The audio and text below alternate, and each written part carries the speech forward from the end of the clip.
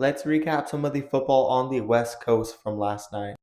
We saw UNLV get a much deserved win over UCLA, and I've been really impressed with that UNLV team, especially the offense. If South Florida didn't look so dominant and physical, UNLV would probably be my pick in the group of five. I know they had that very bad defensive performance, but I think this squad is fitting in nice and the defense continues to get better, and Anthony Calandria is so underrated. Nico Iamaleava is really having to carry that offense. He doesn't have a lot of great guys around him. I'll never understand why Nico transferred to UCLA from Tennessee, but it is what it is. Arizona could be a sneaky team in the Big 12 this year. They're having a better start this year than they did last year. They're looking like a decent team on offense and defense, much better than last year, and Fafita is showing why he is one of the better quarterbacks in the Big 12 still. Look, I know it's only Weber State, but 48-3 is a pretty good victory, knowing that this team was pretty bad last year.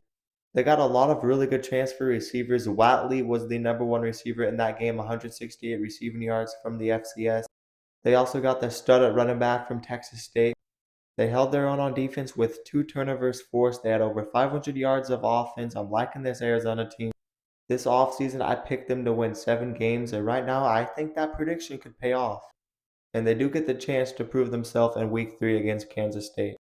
I wasn't expecting any different outcome for this game, but BYU does it again. They beat Stanford 27-3. They shut out their other opponent 69-0.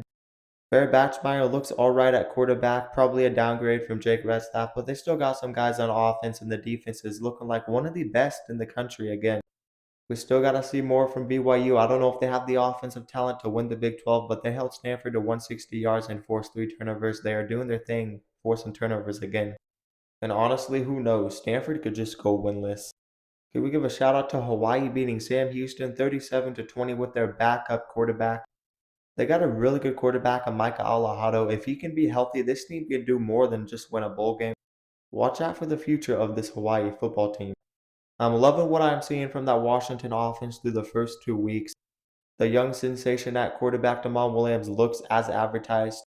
Jonah Coleman's one of the more underrated backs in the nation, and they got really good receivers. If Washington can have an above average defense, this could be a dangerous team, and they could challenge some very good teams in the Big Ten. They play Ohio State at home in a couple of weeks. I think this is a much better offense in 2025. And I know it's against an FCS opponent, but UC Davis is a top 10 preseason team in the FCS polls. And Washington just put up over 600 yards and 70 points. Watch out for this Washington team. They have a very good offense.